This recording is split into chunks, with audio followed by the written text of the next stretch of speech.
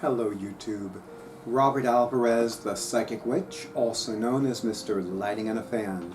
Good evening to all of you in YouTube land. Right now the time is approximately 8:26 p.m. Eastern Time, or Eastern Standard Time, and the date is Friday, March 24th, 2023. The moon is waxing in Taurus, and the sun is transiting in Aries. Before we officially go into the topic of the video, I want to have Drake do a close-up of the pendant that I'm wearing.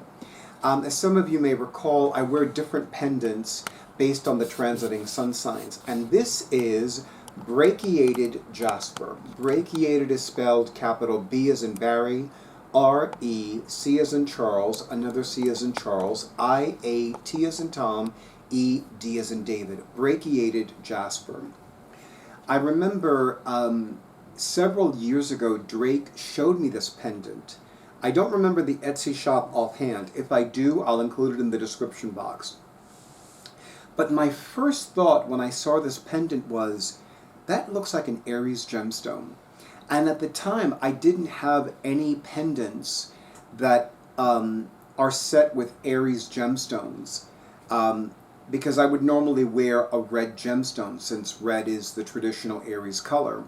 So I would wear a garnet or a ruby, or a star ruby actually. But then I'm like, but I really want something that's more Aries. Because ruby, especially star ruby, is more of a Leo crystal. And garnet is more Capricorn and Aquarius. So, so now I have a gemstone a gemstone set pendant that I wear when the sun is in Aries. The other thing, because I know there are so many tea lovers out there, I am drinking a cup of chai by Twinings. And of course, Drake is going to do a close-up of the box, right? Right. I am shamelessly proud to refer to myself as a Twinings snob. And fun fact, chai is the Hindu word for tea. I actually didn't know this. So, Drake reminded me of this. Actually, Drake told me this earlier this week, and I was like, wait a minute, chai is the Hindu word for tea? And he's like, yeah. So when people say chai tea, they're saying tea. And I was like, oh my goodness, that's so funny. So yeah, so I'm drinking a cup of chai, courtesy of Twinings. Light brown sugar, a little bit of light cream, so good. Anyway, I am long overdue to make my own chai, but that's another topic for another video for another day. Anyway, we're going to continue with the close-ups. Llewellyn's 2023 Tarot Calendar. Mr. Cameraman, maybe you could do some close-ups, please? Thank you so much. Here's a Drake has been I'm going to have to whip out a whip. Front and back. Are you doing a close-up, Drake? Mm-hmm. Are you sure? Okay. That whip is going to come out. You watch. And here we have the close-up, the entries rather, for April 2023. And I can't help but feel a slight amount of frustration because when I did my overview video of this calendar, I couldn't help but notice that there was only one tarot deck that I already had, and there was no spread it was for the Soul Cats Tarot. And I was like, and it seemed like every calendar entry that had a spread was, well, see, February, I have the Soul Cats Tarot. But it seemed like all the others that have a spread, it's like, I don't have the deck. I was like, oh man, all right. Anyway, and I happen to have the Tarot of Dragons. In fact, Tarot of Dragons, illustrated by Firat Solhan, and written by Shawn MacKenzie. This is one of my newest acquisitions, actually. Okay, so we have the symbol, we have the astrology article, and we have always something to say. Two of Wands from the Tarot of Dragons. The Two of Wands has choices, but it is not paralyzed by them. I forgot who it is, but there's somebody on RuPaul's Drag Race that always talks about choices. I want to say it's Tatiana, but I don't remember offhand. For the record, I'm long overdue to watch full episodes of RuPaul's Drag Race. As a matter of fact, Hulu has the first 6 seasons, if I'm not mistaken, so I need to get on that bandwagon. But anyway, but I've watched a bazillion RuPaul's Drag Race videos on YouTube, so there's that. The Two of Wands has choices, but is not paralyzed by them. Sometimes it takes more courage to admit what we desire before we can even begin to muster the energy to make it happen. I'm going to read that again. Sometimes it takes more courage to admit what we desire before we can even begin to muster the energy to make it happen. So I invite all of you in YouTube land to really be brutally honest and authentically honest with yourselves about what you desire.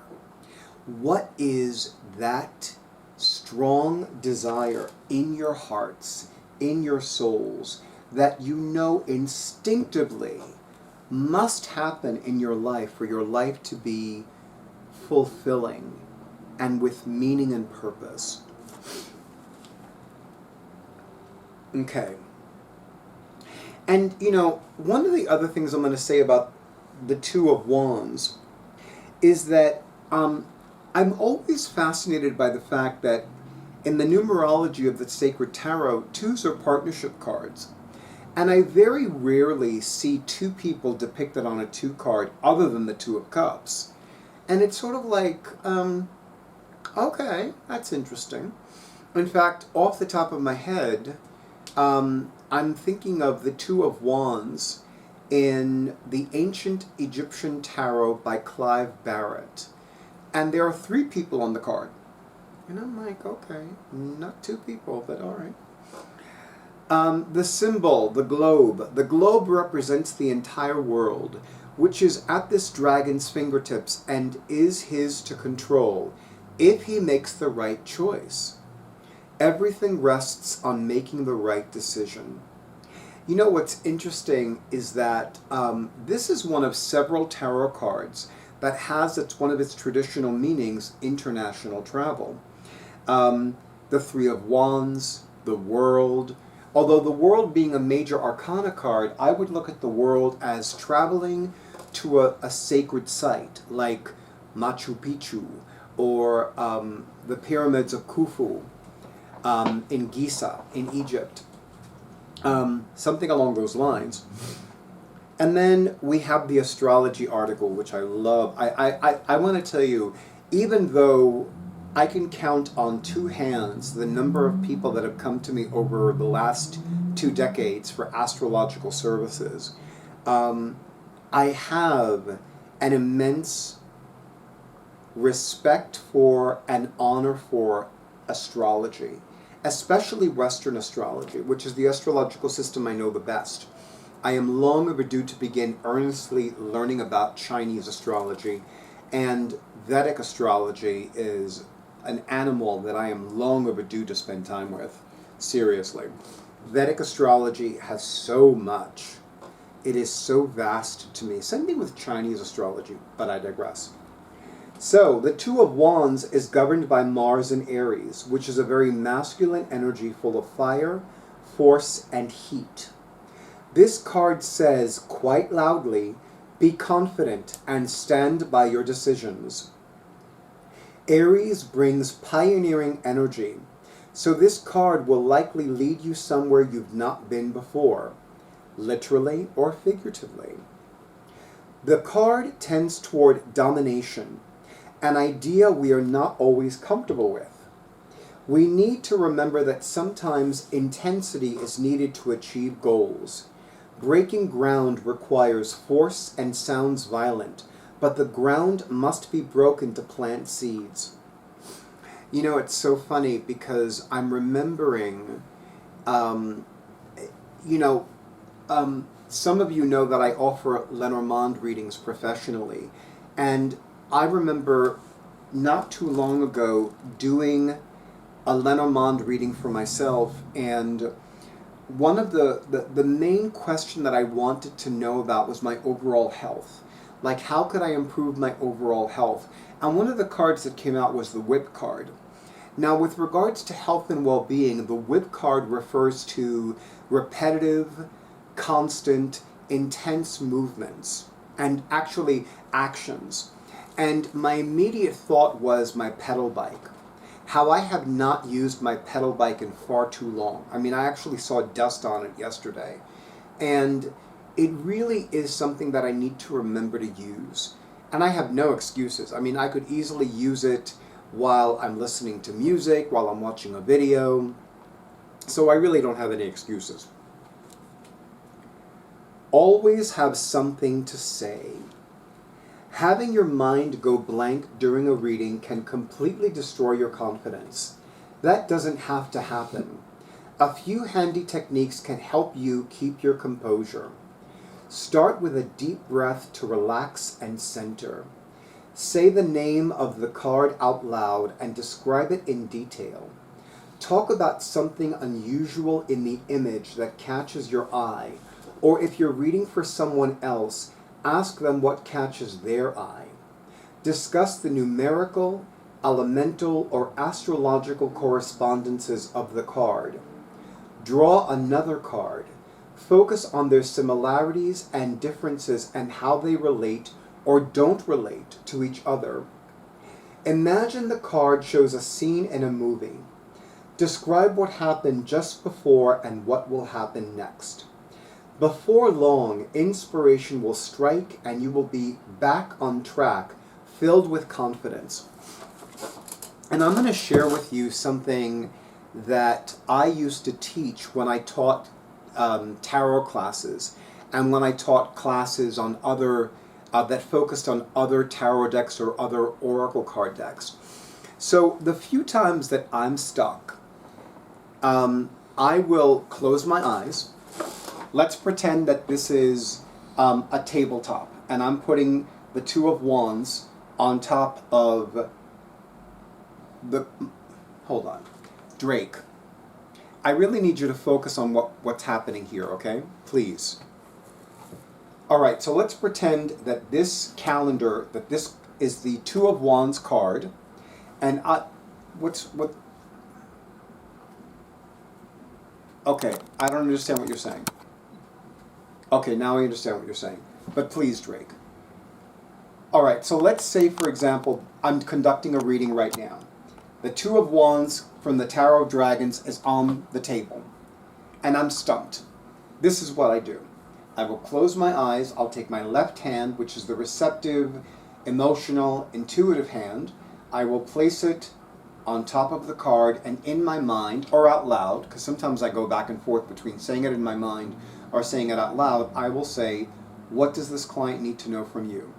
Or what do you need to tell this client? Or what do you need to tell me? And then I will sit with my left hand on top of the card with my eyes closed and wait until I receive something. I've done this for enough years that I usually receive something almost immediately. Truth be told, I do not recall the last time I needed to do this. In fact, the video reading that I conducted yesterday, and the telephone reading that I conducted last Friday, and the telephone reading that I conducted this past Tuesday, if I'm not mistaken, I didn't need to do that. But it is something that the few times that I've had that experience, it serves me very well. So I pass along that recommendation to all of you in YouTube land. I, as always, want to thank Llewellyn Publications for continuing to publish their Llewellyn's Tarot calendars. And, of course, I must thank the Barbara Moore for writing the insights, spreads, and tips that are featured in these calendars. And, of course, I want to remind all of you in YouTube land that right now, this is the only tarot-themed annual that Llewellyn Publications publishes. There are no other tarot annuals being published by Llewellyn Publications at this time.